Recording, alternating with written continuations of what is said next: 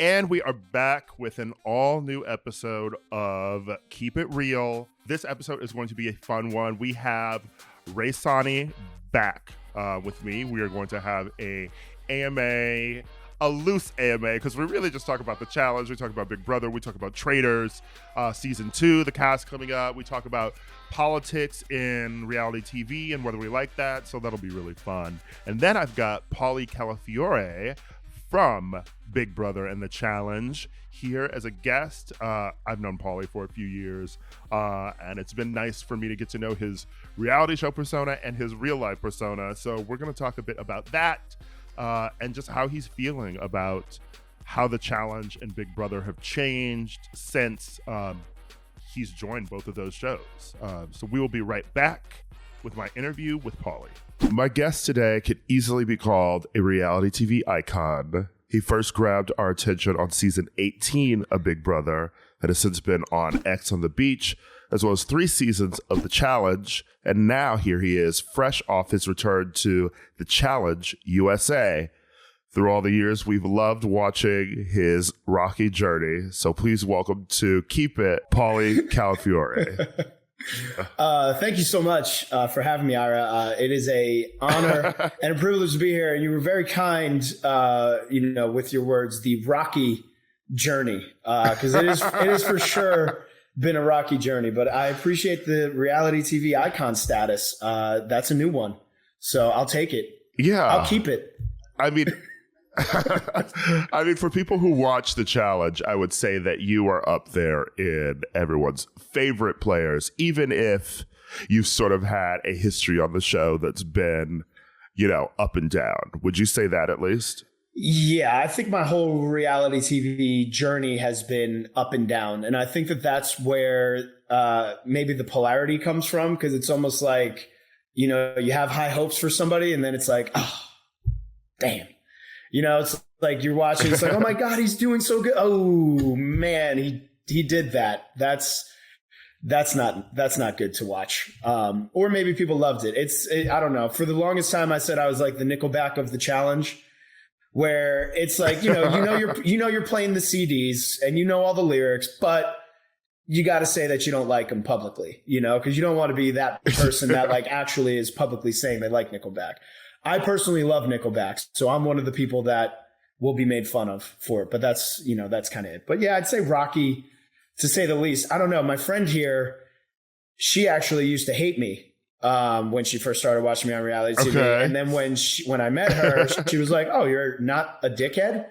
And I was like, "I can be at times." But even her perception has changed. And, she's a Leo, so that's kind of hard to do. I mean, I'm a Leo too, so I would also say that when I met you, it was for a premiere of The Challenge, and I didn't know what you would be like in person, but I could say that immediately meeting you in person, I thought I liked you immediately. So you do have a very different persona than the one that people have seen on The Challenge. Well, first of all, I love my Leo peeps. Second of all, I remember that premiere. I think it was for All Stars 2, which was just like it was all madness going on with all the OG people there. But yeah, I get that a lot, and I think kind of what people are translating to me from what they've seen on Challenge USA 2 is they're like, oh, this is the guy that we know in person, and this is the guy who you show in real life and everything. And for all the reasons as to why I guess never showed that on reality TV, I just my mindset for the longest time was like, in order to keep myself from having people around me that might not have the best intentions for me, I'm just gonna like put up this wall of like, stay away from me, because you don't know what I'm like, right? But I get it a lot, and I'm always kind of like, well, what do people think is going to happen when they meet me? Do they think I'm just going to run up and scream in their face? Do they think I'm just going to like run up on them and like punch them in the mouth? Like it's always like so confusing when people like me, and they're like, oh, like that's okay. It's like they expect me to just immediately show up to a party and start fights with people. And I'm like, come on, guys. Like we're a little bit more classy than that. Well, speaking of even crafting a reality TV persona, I want to talk a bit about, Big Brother, where you began, and also that's currently airing now. You were on season 18 of that show. Tell me a bit about stepping into the Big Brother house and then being on television for the first time. What was it like, I guess, being in the house? And then what was it like leaving the house and realizing that, you know, people had been watching you every day and had a maybe different perception of you than you thought you'd be perceived in the house? I mean, it was crazy. Stepping into the house was something pretty unreal. It was a lot of fun. It was a lot of excitement. I think when it hit for me was, I think the first day, like when we went in there, you know, because you have a little bit of a buffer period before live feeds go on. They shut the back door to the backyard. And like, that's when it really sunk in, because I had never thought that I had like claustrophobia or anxiety. And then as soon as that back door shut, I was like, oh my God, this house is really small. And I kind of can't breathe, right now. And I remember I went into the diary room and I was like, hey, is that door going to be shut? Like for a long time? Like I just took it like an energy pill to like work out. You know, so I have all this energy and like we're in this house. It's very hot. The air conditioning isn't on. Everybody's breathing in here. There's 16 of us. I was like, I might pass out. So like, can you let me know if the door's going to open? And they're like, we're not supposed to let you know anything. And that's when I was like, okay. Thankfully, they opened the door and saved me from a mental breakdown day one. But being in the house was just so interesting because once you start playing the game, you're so focused in the game. You're not thinking of anything else. Like you're just almost focusing on the game so much, or at least I did, because I didn't want to focus on the realities of the fact that I was in an enclosed house that was very small, that was very uncomfortable.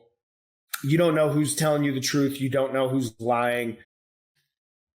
You don't know how you're being perceived in the outside world. You're just kind of being yourself. Like little things can just piss people off. Like you may scratch the back of your head like nonstop, and people may just like be watching and be like, I don't fucking like how this guy scratches the back of his head.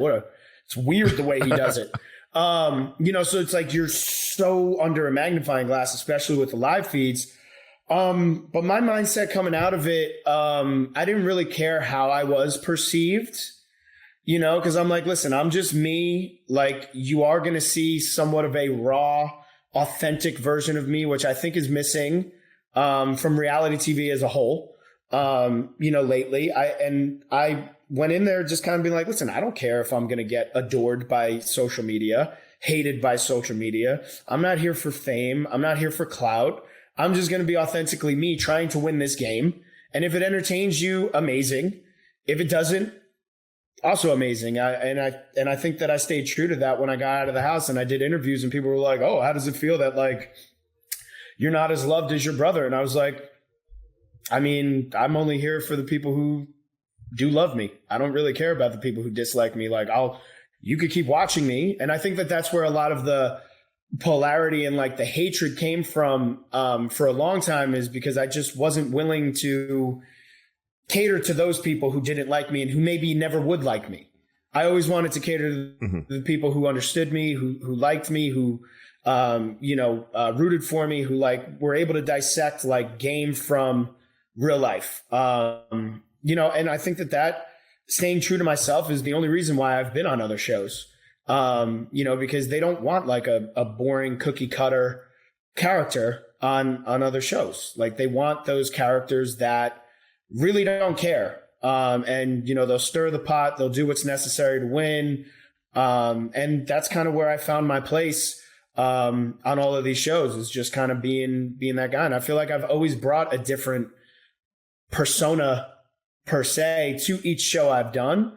But it's all versions of myself. It's just, to me, I'm like, man, I'm a Scorpio. So like, I'm a shell. I keep everything like bottled up. And like over time, it's like I open up the shell and like you get to see more and more of me until I feel like very extremely comfortable. And then you get to see all of me. Right. So like, I feel like what you've seen progress over the time you've seen me on TV is just me opening up my Scorpio shell in a way. You mentioned your brother, and he was on Big Brother 2 years before you. What was that like watching him, I guess? And then how did that make you evolve how you were going to play the game in season 18?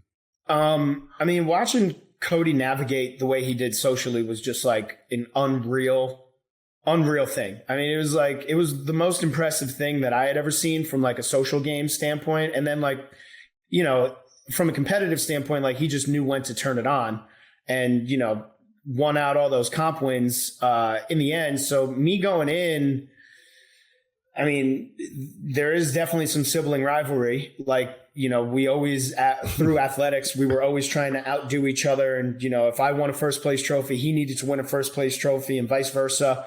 You know, if he got accolades, I had to get accolades. So like there was that aspect going into it where I was like, man, how do I take what he did and almost evolve it? You know, and I think that, you know, the only thing that I really wish that I didn't do is let like the competitive side of me kind of take over, early on. You know, so like, and he warned me and he told me, and he was like, listen, he goes, you're going to be tempted to let the competitive side take over. He said, don't win comps early on. He said, don't let the, you know, cutthroat guy come out. He's like, keep that guy like in. He goes, just have fun. He said, just go in, have fun, build relationships. That's all you need to do. And I did the exact opposite. Hence why, you know, once it got to day 65, everybody was like, get this motherfucker out of here. And they did it in a fucking epic fashion. And the meltdown was real. And it was good. But also, you know, going into that season, I was kind of on like emotional crutches going into that season. And I think I buried myself into the game so much to like kind of not have to deal with the emotional crutches that I was going through at the time.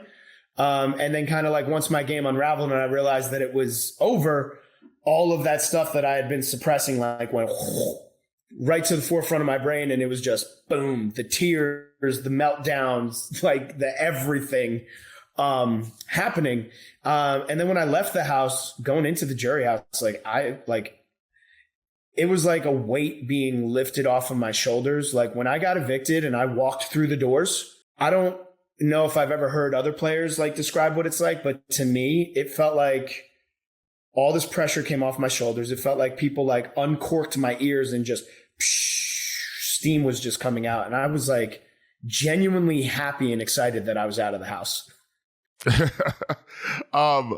What's interesting about watching this season of the show, people have been talking about how everyone seems to be overplaying. They're flipping votes every day, constantly, and maybe that has to do something with the fact that Cirie is on the show and she's played Survivor before.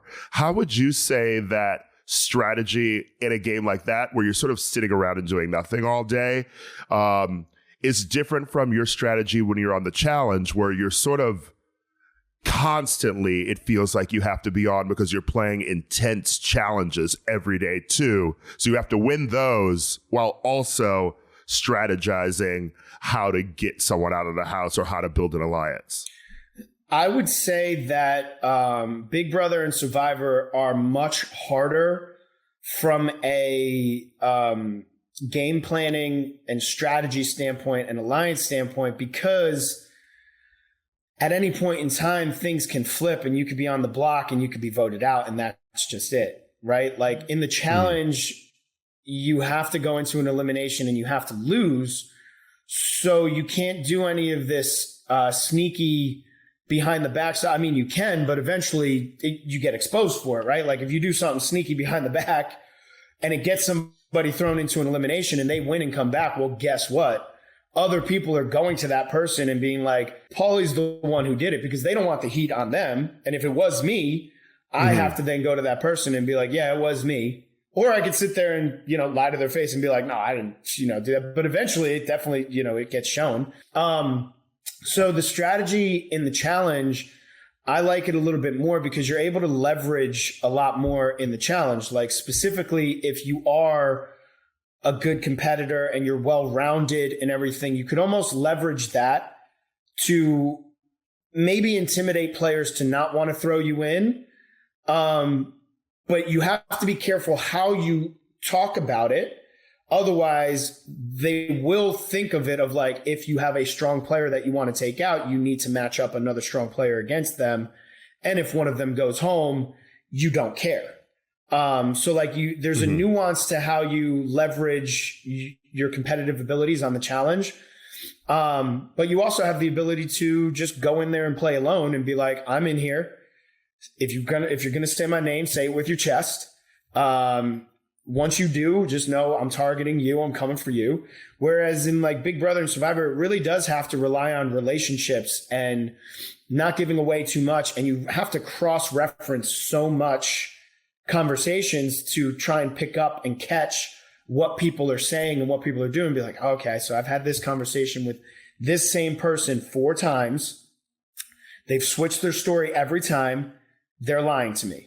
Okay, now I've had conversations with the people that this person said that they've been talking to, and I haven't given away that they've told me that they've had these conversations, but what this person is communicating to me is different than what this person's communicating to me. But now I've spoken to this person 4 times. Their story has stayed the same 4 times. This person's lying. I got to flip on them, right? So like there's much more nuance that goes into Big Brother and Survivor, whereas like the challenge, it almost exposes it pretty fast and pretty immediate, and you almost know exactly where the lines, are. And even with the challenge, like people come back and they play multiple times. So it's like you already kind of know going into a game, like, all right, yeah, these people have worked together 4 seasons in a row. I know for a fact they're working together. Big Brother and Survivor doesn't have that.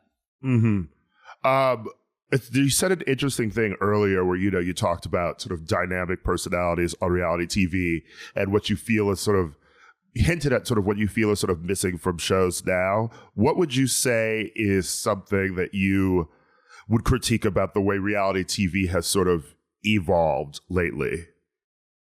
My critique, and I've been saying this for a long time, like I said this, I believe, when like my brother went on Big Brother and season 16 like exploded. It blew up. I think the characters from that season have gotten more attention than any other season other than like the icons, right, that exist. Like the Janelles, the Rachel Rileys, like, the Dr. Wills, Dan Gieslings, like go down the list. But when that season aired, I noticed that there was a lot of previous Big Brother players, specifically on Twitter. They were just constantly like tweeting, like trashing and dogging the players and saying it's boring and the gameplay is boring and it's steamrolling, even though from a viewer standpoint, it was getting so much attention and so much love. I said, this is a very slippery slope that like you guys are taking this stance because I come from the mindset of like a rising tide raises all ships. So if the show is getting bigger, you should kind of want to like help be on that tide rising. And by doing what you're doing, you're emboldening fans to critique so many aspects of the game that don't matter, that they have no idea about, when you should be talking about it from like a game standpoint and a character standpoint. And I think where it's translated to is because people aren't willing to, say, hey, listen, let's watch this from a show standpoint. And is it entertaining? Like, let's just watch it. Let's take our personal feelings outside of it. Like, oh, I didn't get as famous when I went on this show. I didn't get that many followers. I don't think that they took that aspect out of it. And they saw all of the followers that the season 16 people were getting, and they were mad. And where that's translated to now is, everybody has complained about so many things over the years that now reality TV personalities have become boring. Because now people go into shows saying, I'm going to do everything possible to get a good edit.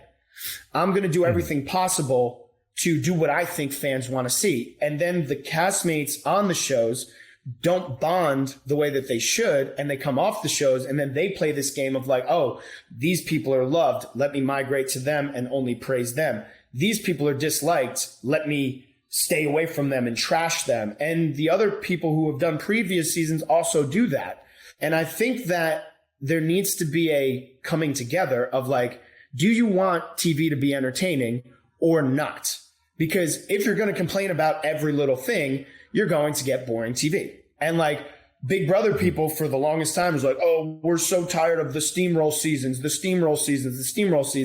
And it's almost like now they're complaining that the votes get flipped every other week. Well, it's like, you need, like, stop, like, just watch the show for what it is. And you can't have your cake and eat it too. So you have to be like, what do I want? Entertaining TV? Okay, well then I need to be all right with people getting into arguments, and I need to be all right with those adults being able to resolve those arguments or not, or don't resolve those arguments. As long as there's nothing that's crossing the line, let people argue. Let people get into arguments. Let them be catty. Let them be petty. Let them do whatever. Like, not everything is that big of a deal, right? There are things that are a big deal, but to nitpick on every little thing, you're almost like taking away, and I'll see like the fans and I'll see past castmates be like, why can't shows go back to this? And it's like, because of you. You complain about it. You fucking complain about this shit. Not, I'm not saying you. I see your tweets. You're like, you love when people are petty. You love the messiness. You love that stuff. I see you getting in on the tweets being like, oh, she said this? Okay. I love that shit. I love it. I mean, but also I watch Bravo as well, and that is, I think that people have this different perception of watching a show like that, like a Housewives or like a Love and Hip Hop, etc., where it's filming these characters versus these reality competitions where they sort of want people to be good, perfect people who are playing a game instead of, 100% authentic people. And I think that's where the disconnect comes from, is because we're competing for money. Like, we're competing for money. Like, have you ever listened to an NFL mic'd up from like the 90s or like the early 2000s? Like, have you heard what those athletes say to each other when they're mic'd up? Like, if every game was mic'd up, would people even watch sports anymore? Because they'd just be like, oh my God, they say this to each other? Like, they're trying to break each other's fingers at the bottom of like a fumble like pile and stuff like that. Like, they're gouging each other's eyeballs out. Like, what is this? You know what I mean? Like, they just see the game and then they see the post-conference interviews, which, once again, the athletes are very coached by their organizations to be a certain way. And yes, you have some personalities in the athletic world where the coaches are like, yeah, do your thing. But if you're watching a reality TV competition show, you need to realize that we were cast for our personalities first, and then the aspect of being competitors. So like, whether we're like, intelligent, strategic, political, all that stuff, like, you have to factor it all in, and you can't just sit there and be like, oh, they're on this competition show that I love, they're going to be perfect humans. We're not. And we're also not going to get along with everybody on there. And that's totally okay. That's what makes reality TV good to watch, is people not getting along. You talked a bit, about arguments on reality TV shows. Tell me a bit about, I guess, conflict resolution and how you go from a moment like, your epic fight with Devon in like the jury house, or your fights with Bananas on the challenge, and then how you go to a place where these are people you can be friends with. Yeah, well, I mean, with Devon, that was a pretty easy solution, because we both basically talked to each other and we were like, okay, so growing up, our families are just slick smack talkers. Okay, what was our conflict? We were both talking smack to each other, trying to get under each other's skin to get one person to break. Tensions get high. Afterwards, we shake hands, hug. Sorry. And like, that's how we resolved it. And then, even post show, like when we were going into the challenge together, we had a conversation. We were like, yo, are we going to go in here? We're already outnumbered. We need to figure this out. We already squashed our stuff. Like, it's funny because I see that clip go viral every year like clockwork. And it's wild to me, the amount of people that don't know that Devon and I made up. we're friends. Mm-hmm. We talk all the time. We did a season of the challenge together. We work together. You know, we are on the same page. Like, I just donated to her daughter's popcorn charity. You know what I mean? Like, we're on good terms. You know, with Johnny, that was a little bit different because we were coming back constantly. And like, our beef was like very much off camera, on camera as well. And it was just one of those things where enough time went by where we were like, what are we doing? You know, like, are we really going to start this back up? You know, there's all these new players here. I'm sure they're all looking at us similarly. Are we really going to, like, you know, go at each other's throats after 4 years? Like, what kind of growth does that show us, like, that we are as like humans? Have we grown in 4 years, or are we still exactly where we were 4 years ago? And I think we both understood, like, we may have done a bunch of stuff to each other that wasn't okay, but we can apologize for it and we can move on. And like, it's just like anything in life, like, that is conflict resolution. Eventually it gets to a point where you look at the other person and you're like, I don't feel that hatred for you that I felt in the moment. There's no more emotions attached to my distaste for you. So like, let's get to the root of why we disliked each other. Let's squash it and let's move forward. And I think that needs to be shown more, because it's okay to have conflict, because everything can be resolved at some point, as long as you don't like cross the line, like I said, right?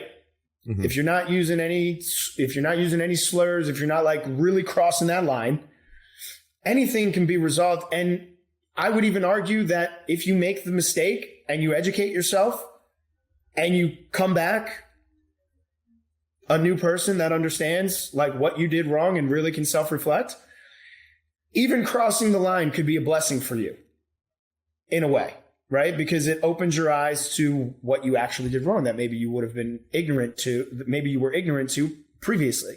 But I miss the arguments and conflict resolution. And I think that it's missing from, you know, a lot of reality shows, not the Bravo ones. Yeah. But that's why Bravo still is top dog, in my opinion. Yeah. You know, this season you had, you know, the moment where, you know, you talked about coming out as bisexual, and you also, you know, have done interviews since then, and the show has aired. Were there any, you know, people who you've been on the show with who you were sort of surprised that they sort of like reached out or maybe had like a different opinion of you after seeing how you know, were so much more open this season? I know you talked in your interview with Mike Bloom about how when you were eliminated this time, everyone came to hug you, and you were, you know, surprised to be on like even a season where, you know, like people wanted you to stay. Yeah, it was crazy. And what's even crazier about that is, like, not everybody that ran down and hugged me like even knew that at that point. You know what I mean?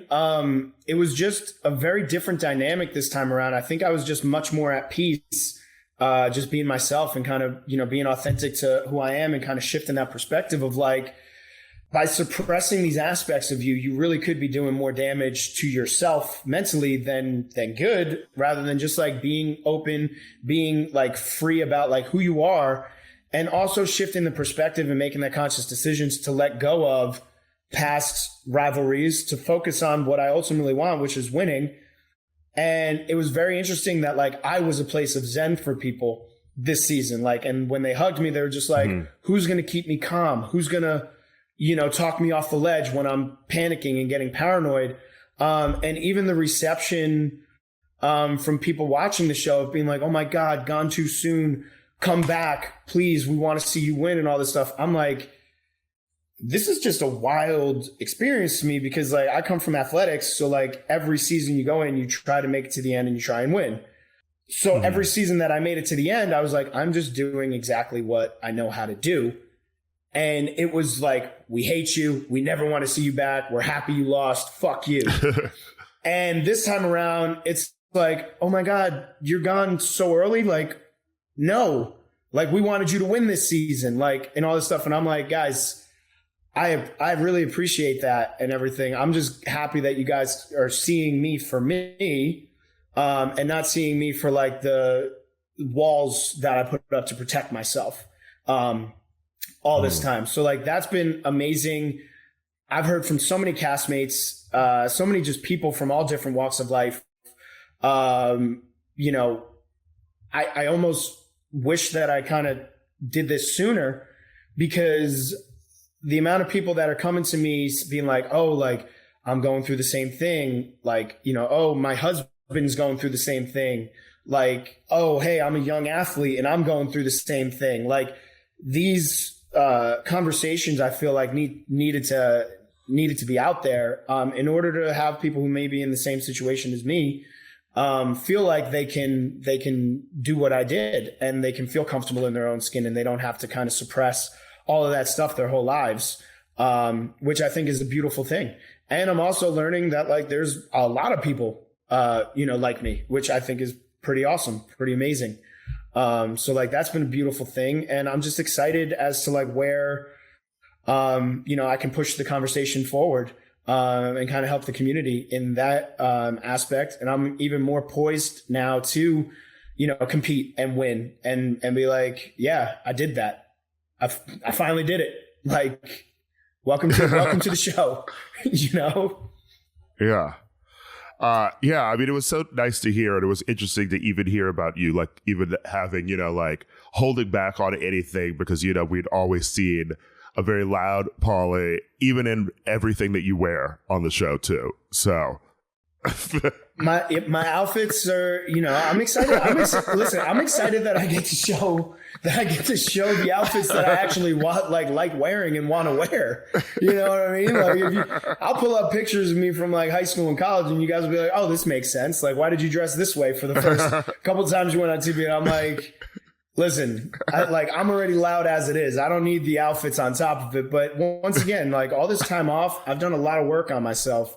And I'm like, you know what, bitch? Like Freddie Mercury is my favorite fucking lead singer. Like all of those hair metal bands from back in the fucking day that dressed the way they did, my favorite bands, like those are my favorite kind of styles.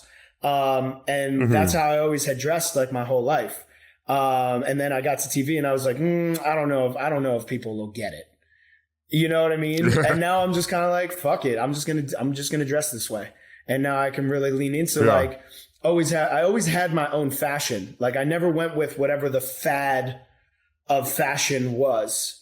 You know, except for one time I made the mistake of like, you know, wearing the Janko jeans and the FUBU jerseys. It was a big, I look back at that and I cringe a little bit, but like I always had my own style that I wore, and I liked that about me. And then I kind of came in and I was like, all right, I'm just going to dress like the stereotypical, like tight jeans, tight shirts. That's it. But it wasn't like my own style. It was just kind of like, I'm wearing the most basic thing because I'm a little bit extra. And I don't want people to be like, the fucking way he dresses and he's extra and all this shit. And I was just like so in my head about so many things that I think this time around I was just like, I don't care what anybody says or thinks about this. I'm coming in and I am dressing the way I want to dress. I'm acting the way I want to act. I'm speaking about things that I've always wanted to speak about, and take it or leave it. Love me or hate me. This is me. You know, like I'll let a motherfucker know still. But it's going to take a lot more to get me to that point than it has in the past, where like I was reacting out of my triggers and not reacting out of, you know, did it actually piss me off? You know what I mean? Mm-hmm. Yeah. Well, I guess lastly, I just want to ask, you know, Cody joined Big Brother first and you were on it, and you've always had, you know, your competitive brother rivalry thing. Where do you two even go from here? He's been on the Traitors, but then, you know, he sort of shot himself in the foot on that show, and now you've gone out on the challenge early. What's next for you game-wise? And is there any other game that you feel like you want to play or, you know, take on? Well, so like we were this close to having Cody and I on the Challenge USA 2 this season. But because of his contract with Traitors, it just didn't work out. So I'm hoping that there comes a day where Cody and I get to compete together. I would love for it to be on the Challenge. just because I don't want to waste that on a show where we could just get voted out. I would love to be in the game with my brother. I think that we have an amazing dynamic. I think that how we riff off of each other is great. I get under his skin a lot. Just like it's almost like I'm the annoying younger brother, but I'm the older brother in a way. But we're both very competitive, and him going out on traders, me going out on the challenge. I think that there's a lot left to be seen. For me, I need to win a show because Thanksgiving. Here's the thing: we played against each other in college in soccer, and he beat me. Mm-hmm. So what he's got on me at all the holidays. And, as we move on in life, and I'm sure we grow our families, I'm not trying to be that grandpa that's sitting there. And then the stories come up at the holidays and it's like, yeah, ask Grandpa Paulie what happened in college when we played against each other. Ask Grandpa Paulie how many shows he won. I'm not sitting there trying to be like, yeah, all right. Okay. You got me. I need something to sit there and be like, all right, yeah, you got that. But I got this. Okay. And, there's other shows that I would love to play, Survivor, I think would be a fun experience. I would do Big Brother again. I would love to do Traders at some point. But for right now, my main focus is challenge. That is all of those other ones I would love to do at some point.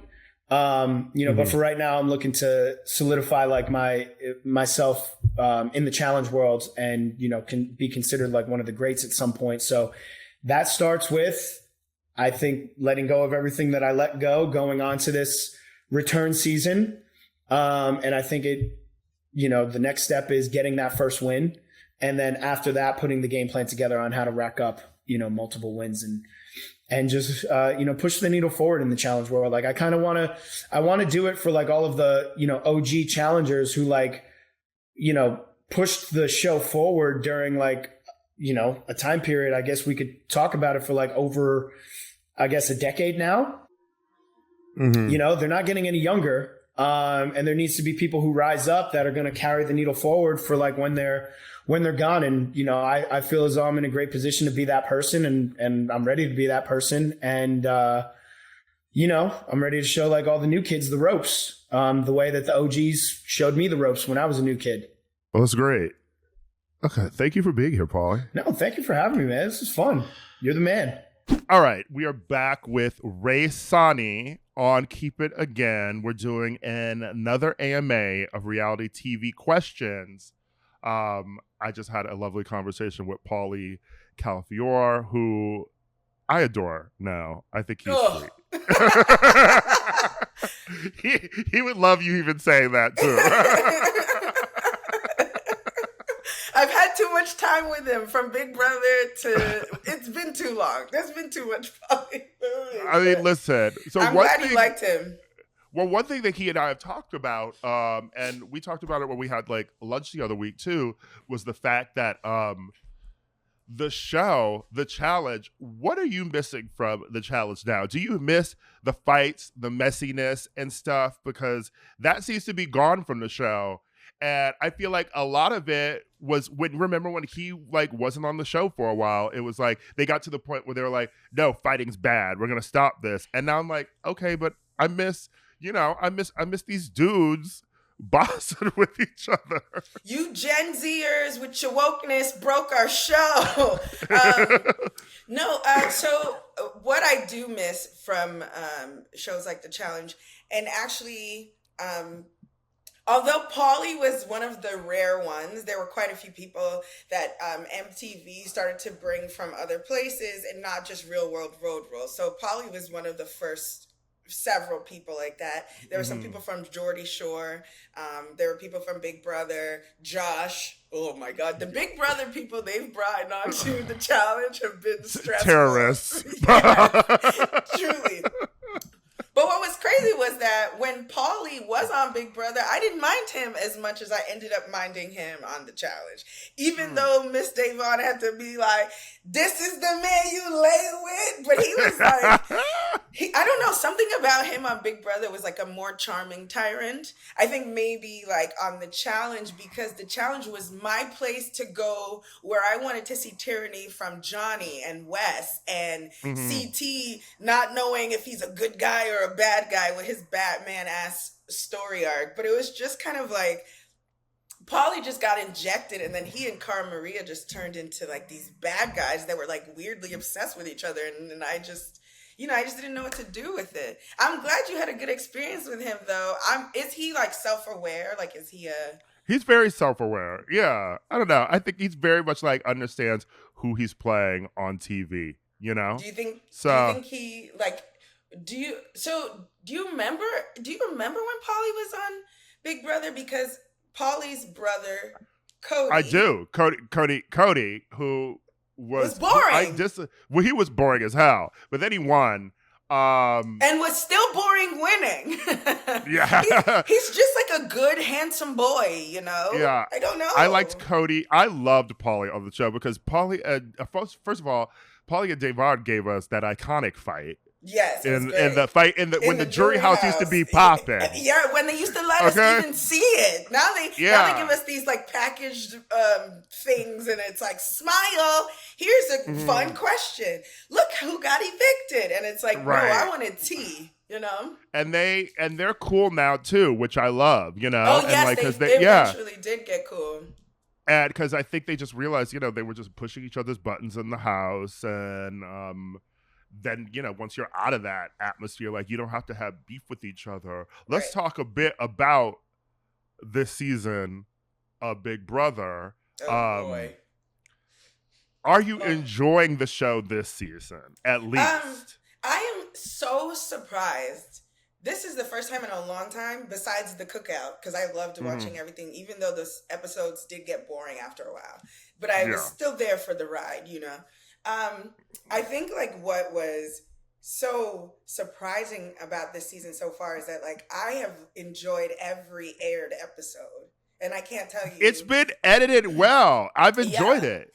I haven't been excited to watch Big Brother the way that I am since I was like maybe like 21 or 22. I'm 35 now. I don't know. I especially look forward to Thursdays, which I'm going to learn to stop doing since there's no such things as evictions anymore. Nobody goes home on this. Nobody goes home. What is this? It's giving. What's weird is I watch Australian Survivor, and they have at least 3 weeks each season that are not like non-eviction weeks and twists like that. So I'm used to that happening, but it is weird just having them back to back to back. And also, it did not help when they brought Jared and Cameron back in the house, because weren't these the two bitches that everybody wanted to stop watching on TV? They're so annoying. Oh my God. I was like, yo, just bring back Heisem.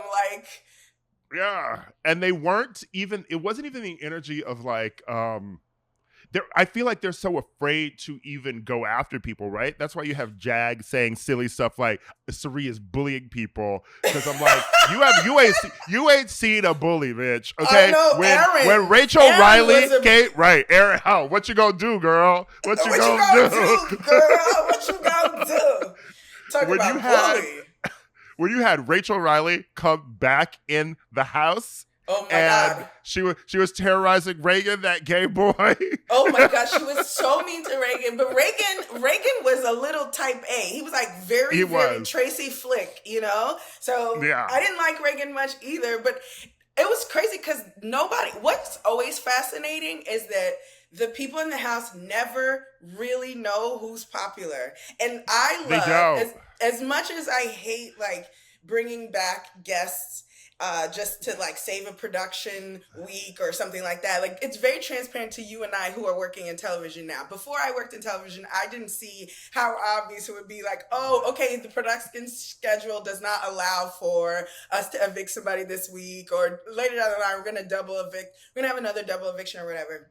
So as much as like I don't like that, but I love when there is an eviction and then somebody comes back into the house because they're popular, or somebody wins a power or a Mm-hmm. prize, and then everybody's brain is shook up by it. Mm-hmm. And I feel like we're not even getting those things this season. Like, I loved how humbled Jared was that Corey got to be like in that America's Yes, we vote need more shit like game. that. Yes, I need that. I don't want like this impotent kind of eviction where they don't even have to play a game to get right back in. They just, I know they're zombies, but they just walked right back through the door. Right. Like what? And wasn't there the one season where they were constantly being voted on each week? It's like they need to know who is popular each week. Because Yes, they do. I think that would fuck with their brains so much, because someone who really, because that's a thing that I love about, that's the thing that's really interesting about Housewives. Mhm. And I think that's been what's interesting about Roni this current season. It was so interesting, even knowing who Jenna Lyons was, Mhm. that some people like Aaron was going after her, not really realizing that she was Right. going to be the most popular person on the show. I was And I don't surprised think by that rookie anybody, behavior. Yeah, it was and I rookie don't think behavior. anybody expected people to actually like Jessel early on. No, they didn't. But they didn't. They underestimated us. And again, Yeah. like, I don't think that there's a smarter TV consumer in terms of like knowing what's supposed to happen than a Bravo Real Housewives stan. We know the archetypes. We know how you win the arguments, how you win the fans over. We know how the tides change. We know all of that. And so for there to have been so much like evidence for how you're supposed to play the game, and for them to have dropped the ball that way, like, we love a nut job like Jessel, you know? She like that should have been obvious. If anything, Yeah. the one I was like, oh, I see what Brynn is doing. She's working too hard. And I think that Brynn thought she was going to be the fan favorite. You could see it in her performance. Yeah. So we've got some questions from our listeners. We're going to get into those, a little AMA between me and Rae. First, Ooh. people want to know, what do we think of the Traitors 2 cast? Amazing. Unbelievable. Amazing. I Unbelievable. cannot believe Peacock can afford all those people. Well, I think some of the Love Island people probably are paid like a Nando's free meal. And then that dude from Bling Empire, he's probably not commanding very much either.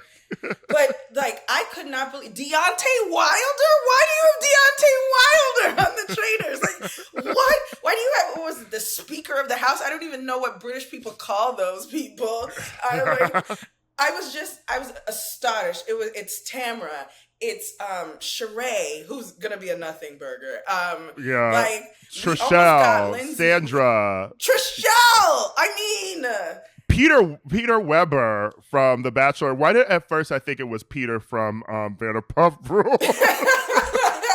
He would love if anyone noticed him for long enough to try and cast him. Like, I'm really, really so excited. They got Janelle and Dan from Big Brother. Like, it is such a He hasn't good been on cast. TV in a minute. And what I'm interested about for this show too is, I mean, it's interesting watching Big Brother this season because there are Big Brother stans and like younger Big Brother stans too, who are divided over like the liking Sari. I feel like older Big Brother stans are like, we love someone who's a gamer and manipulating people coming to the house, and younger or newer viewers of the show are like, this isn't fair, this is cheating. And I'm like, girl, Big Brother's always been cheating every fucking season. Right? Like that's the whole point of it. Expect the unexpected used to be the Truly. tagline before it became but first God. So that has always happened. But the traitor Sorry, that was like a monstrous cackle that I'm sure blew out everyone's headphones. But truly, what is Julie doing? What is Julie doing? she's, I don't know. The pivot has been wilder each year. Because she started out, you remember last year when she was last year or the year before where she was saying those very cryptic things as the show was ending, like treat others with kindness and or like karma comes back to you. Looking directly in the mirror at Sarah Gilbert and everybody at the talk, just like be kind. No, but she also the pivot is also so jarring because Julie is such a like composed. They call her the Chen bot, and so for her to do like the God thing, which I associate in my brain with emotional athletes or like men who are trying to use God to get away with something terrible. It is so strange. It's so strange, so bizarre to see this Chen bot who never moves more than like 10 inches in either direction, just like try to use this thing that's supposed to emotionally entrap me. It's very, very, very strange to watch. But I mean, First God hold on, let me hilarious. say but I was saying about Cirie is she on the Traitors the first season, being such a huge Survivor, like a Cirie fan, she was who I was rooting for, like even with my Rachel Riley's, and I like Brandy and stuff, like I was mostly rooting for her, and I liked some of the civilians, but some of them were a little whack and got in their feelings too much. This season of Traitors, there's at least 6 different people I'd be happy if 6, 8, 10 people I'd be happy if they won this season. Well, so the divide you talk about, one is gonna be all over this season because Dan was a terrorist. He was quiet. He was very quiet about it, but he was a monster on the low. I mean, Dan's funeral, veto roulette? What are you doing? Yeah. He was chaotic as hell. He has such a sweet good boy face, so no one remembers, but he was chaotic and arrogant as hell. And then you have, of course, Janelle. Bye bye, bitches. I mean, talk about somebody the house was, so shocked that everyone loved. I mean, that alliance, friendship, they were like, we're the good people, we're the moral people, and I hate a moral ass bitch in the house. I'm a good person who plays a game about stealing and lying very goodly. But then, like, they hated Janelle, thought she was evil, thought the audience hated Janelle, and then when Kaser came back in the house, and when Janelle got, like, most pop, like, what was it, some award, before America's Favorite Player. There was like she got some prize or something. They were do you remember they were in the diary room sobbing? Why? She's such a terrible person. I like seeing that. That's the kind of old school Big Brother I like, where it's just like, no holds barred, like people go after it. You know what I'm saying? You woke Gen Z kids kill my reality TV. Like I keep saying that because it's like, if Big Brother was on, if season 6 of Big Brother aired, was on now, oh my God, everyone would be losing jobs. People would be running into their employers. They'd be getting canceled on Twitter. I mean, the fight between Janelle and what's his name, Bo, the black gay dude. Oh my God! I mean, it was crazy. I think it's strange to. I think that especially with the advent of social media, people sort of have a more kind of choose your own adventure understanding of what television can be because they get to tell people immediately how they want things to go. And in the past, not so much anymore, people made the mistake of listening to social media and changing content to support it. And Big Brother still does that now. Like even if you pay for the live feeds on Paramount Plus, if if 2 people in the house get into an argument, feeds immediately cut. We will never see the conflict because CBS is very careful about how they show arguments. Editing it. Which I will say benefited us only once back when Jared and Cameron first came back into the house and they cut those feeds. When that Sunday show aired and you saw the aunties fighting, Felicia and Cirie, I was like, this is Big Brother. Yes. But I mean, come on. They had to give us something knowing that they were going to give us a week of boring feeds. Right. They had to be like, okay, but come to the show. I'm so glad that we got an injection of a Cirie. And actually, I had never seen Cirie before Traitors because I'm not a big Survivor person. And so I started watching Traitors, and our good friend Angelina, she saw me tweeting about Suri all the time. She was like, "You're watching Suri?" And she was like, "You've got to," and she badass and this. So Angelina, it's usually, so the Survivor fans think that they're cooler than us because we Big Brother stans are dweebs. Like, we are dweebs. And then there's the Survivor Big Brother fans who are just like mostly they're gay. Yes, the crossover, you are gay, or like a bro who's like very into gaming, like a Taryn or a Rob, you know? Yes, exactly. So going back to something you said, Angelina, not really a Big Brother fan. I think she's seen season 10. And she was like, okay, I'm going to watch this season for Suri because I love Suri so much, blah, blah, blah. And every time an episode airs, she's like, does this dumb thing always happen? Or when you were like, I was like, yes, production interferes all the time. She was like, okay, I love Suri, but I kind of feel bad. Isn't it kind of cheating that Jared is there and they get to keep the secret? And then I was like, no. Big Brother's been terrorizing people that way since season 2. Like, also, do you remember Project DNA? They went right. back and found people's long lost siblings and put them in a house together. This is crazy. Anyway, I'm sorry. You were saying. Also, Jared has been more of a hindrance to Suri than a plus. And watching her it's been fun as a Suri fan watching the Big Brother feeds because you're just seeing each week how, yes, you know, it seemed like it might be a steamroll at first, and then there was the blunder with getting rid of Heisem, but then seeing her when her back's up against the wall is when she works best. And she works best you see it with people being like, yeah, you know, like Suri, like she will lie to you, like she'll manipulate, but she'll never actually betray you. I trust her. What? I'm like, you sound stupid. But that's also exactly what happened at the end of the Traitors too, right? Like she literally tricked these people into giving her all. It was really, I could not believe it. I was so shocked. And then what's fascinating about Suri is like, I've been an extroverted person who a lot of people have liked, but not like since college or something, right? There are a lot of people who find me extremely annoying. And when I see Suri, I am them. Yeah, I mean, whatever. But like when I see Suri, I am so jealous because I have not seen such a chill, universally liked human in such a long time. Like literally everyone thinks she's their best friend. I am so astonished. She don't even be doing the most. She's funny. She's quick here and there. Like she's just chill. Everyone wants to love on her and hug her and I'm like, fuck you. I haven't been liked like this ever.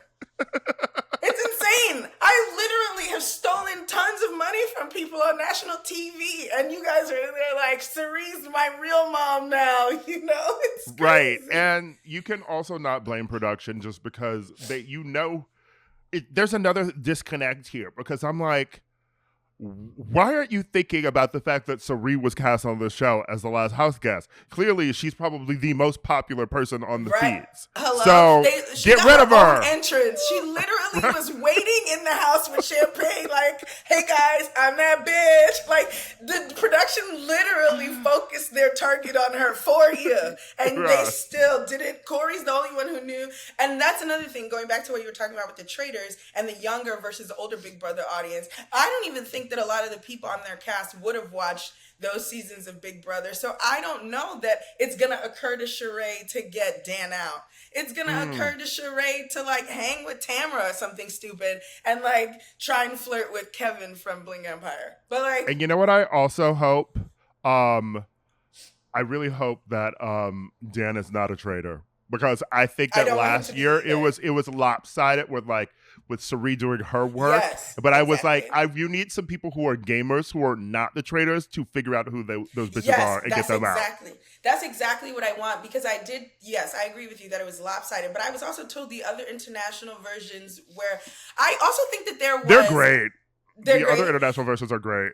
There's an element too. It was such a mistake to cast civilians with famous people, because there's always just gonna be the mist. We see it every season in Big Brother, for example, or on Survivor, where there's a returning player. You would be like, it's so obvious, get this motherfucker out right now, and that person just manages to snow everybody, and then they're winning for a second time all of a sudden. So I think that it was a mistake to have normies in there with the reality stars, but I think now there's going to be a little more wiliness. They know what people are capable of. I'm always fascinated to see the athletes get in there, like Deontay Wilder. Like, you're one of the greatest boxers on the planet, and I'm like, athletes do have to be gamers to some degree. They always do well on Survivor. I mean, listen, after he gets dumped, Travis Kelce will be on season 3 of The Traitors. Mark my words. What? No, I don't want Travis. No. He's too much of a ham. No, we don't want him on The Traitors. He's got to do something like Wipeout or some shit. Please. Okay, so next. What problematic reality show would you like to see come back? Ooh. Oh no, you're gonna hate me for this one. You know what show I'd like to see come back? What? Hot or Not. Okay, now I don't feel that bad because mine was kind of along those lines. Okay, because like maybe not the part of the show where Lorenzo Lamas is pointing like a laser pin at people's bodies and imperfections, but I think we became very lopsided in the BuzzFeed era where it was very much the norm to just like lust over men on the internet. Now we switched that over a bit, but now I think we could go back to lusting over both. And also, no shade, ugly people need to be humbled, okay? Because I specifically ugly people who are bitches, because let me tell you, you know that Subway girl on TikTok, this Indian girl, and she's like, you don't watch TikTok. There's this Indian girl, and she does dances on the subway with her phone. It's like, I'm the first lady of Juicy Couture. Anyway, she's great. She's gorgeous. She's just dancing. And why does this dude have this long ass post that was about it's her beauty and privilege that lets her dance around freely, you know, like someone with a fat body or someone who's not ugly would feel uncomfortable doing this. I said, I don't like ugly discourse. Because you're assuming someone who's fat, you're assuming someone who's like doesn't look like her would feel uncomfortable doing it.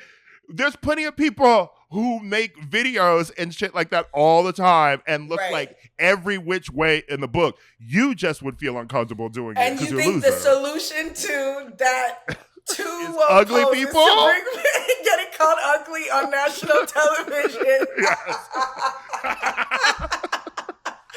You made me feel better because I was dancing between two. One is Bad Girls Club, but they have to bring it back with the country trash white girls that they had in the first couple of seasons that they stopped hiring. Because after that, it became such a Negro show, and then with the white girls. So, you want like the Rock of Love back too. Yes, I want that era. Do you remember Bad Girls Club Miami, where it was like Leah, the like rockabilly tattooed up girl who was beating up her best friend Kristen, the blonde, who was just pretty, you know? I'm just pretty. It was amazing. I loved that cross section of trash. It was amazing. So that was one. And the one that I was gonna feel bad until you told me we should call people ugly on national TV was Extreme Makeover, but not Home Edition. The one where psychopath surgeons would perform extreme makeovers on people's faces because they weren't good looking. Like, they softened it with botch, you know? Oh, I already did this plastic surgery. It got messed up. Help me save it, doctor. You're a good guy, Heather's husband. No, I'm talking, this person decided they were ugly. A surgeon agreed and showed the makeover on national television. Okay. I think we got only 2 seasons of that on like Fox. It was on like Fox or ABC or whatever. But also Remember the Swan? Yes, basically. Oh my God, the Swan. Oh my God. that early era of like competition reality TV was psychopathic. Like, what were we as people thinking? That was a straight descendant of our history. Like when you read history books and you remember like the Roman Colosseum, like that's what that was. Hot or not, it's the gladiators of our time. Yes. And last question, you know, as a political minded person, do you like seeing politics in reality TV? People are, what the question says, thinking, you know, Roni season 9 with Trump and then like 13 with, you know, Black Lives Matter, the pandemic, etc. Okay. So I'm going to sound very contradictory when I say it. I don't want it, but I do want it. But I don't want it from the wrong place. And I don't mean like, for example, when we all started watching this season of Roni, I did not mind it. I was having a good time. But every time I opened Twitter, someone would remind me that Aaron donated to Trump even after January 6th or something like that. Yeah. And it's like, but that's not part of the show, right? Like, that's just you on the internet weaponizing her politics against her because you don't enjoy her on the show. And I think that's cheating, right? That's not fair. And then, because like, I mean, then you would have to break up with everybody. You would have to break up with everybody on New Jersey. Are you done with OC? Like, right, exactly. Like turn off OC, turn off the original Roni. Turn off Salt Lake City, you know? And so I think I don't like the way the audience uses it in Stan Wars. I do not want politics to become Stan Wars on my favorite reality show. That's one. And two, I think separately, I do want it. I just don't want it forced the way I feel Ebony forced it on us in Roni. Like, it's one thing to talk about the off-camera racist stuff that she reported to production. I 100% believe Ramona did everything that they said she did. I do. But confronting Ramona about Kamala Harris and Joe Biden and Trump, like on air, was not for us. That was for Ebony, right? That was about Ebony's ego. And that was about Ebony showing us something that had nothing to do with the development of her relationship with her coworker. It had nothing to do with the excitement that we have, you know, watching these out of touch. We purposely want them out of touch. I mean, obviously you don't want them to be Kelly Dodd, but I didn't start watching Roni because Ramona had the right answers. I watched it because there was a terrorist humiliating herself but not caring every day. And so to moralize as also a member of the cast, I don't enjoy. But if it's like how Bethany and Carol, that's names that shouldn't be in the same sentence anymore, but Bethany and Carol were like, Carol genuinely was excited for Hillary Clinton to be running for president. And that was a thing she was doing organically. And I do love how messy she got with Bethany and Sonia and Ramona about it. It got messy. It got complicated. It felt like women who are rich and out of touch, whose politics get to be negligible to them in certain spaces because they're wealthy, being like, well, I used to go to his parties. That was funny to me. I didn't want to see it being like shoved down my throat, and now we have to aggressively confront something. That's also why I did not like on this recent season of Salt Lake City where Monica was yelling at Lisa about, you know, talking about her $60,000 ring and saying like, you're out of touch. And I'm like, this is Housewives, girl. Don't bring in this like, and I heard someone say that she was an Occupy Wall Street girl. So I'm just like, the 90 talking about the like, you're the 1%, like think about it's so out of touch to middle America. I'm like, middle America loves watching these out of touch women so they could joke about how out of touch they are. They don't need you as a mouthpiece on the show. Come on, I'm not here being like, oh my God, Lisa Vanderpump is the most amazing human being ever. It's because you have your stupid pink shoes, your stupid pink outfit that costs $80 billion, your stupid dog. Like, all of this is stupid. You literally have swans in your lake, in your backyard. That is the dumbest fucking thing on the planet. But I love everything about that. And so I know I'm sounding like, keep your politics out of my football. But like, I really do kind of feel that way depending on the context, you know? Just keep dribbling. Organic. Okay? keep dribbling, LeBron. No, I mean like, just like, we go, you know, like there's all these things that Americans have tied up with sports and how we engage with them and what it speaks to about our identity.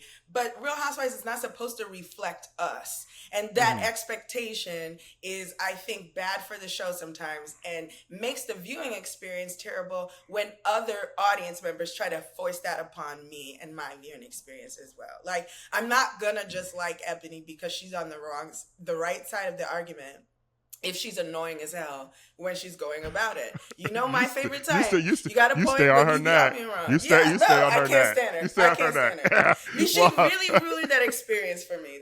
I'm still mad about it. Well, thank you so much for being here, Rae. Thank you for having me. This was fun. Of course, we'll have you back on Keep It Real. I'm so glad you're doing this. Like, this seemed like such a no-brainer. Like, why haven't you done this before? Like, you should have had this reality TV spinoff shit going a long time ago. This is like so up your alley. This is exactly what you need to do. And I love that you have this space to intellectualize it and not like bore Louis to death with shows he doesn't watch. Thank you to Paulie Calafiore for being here. Thank you to Rae Sanni for being here again. And we'll see you next week with more Keep It Real.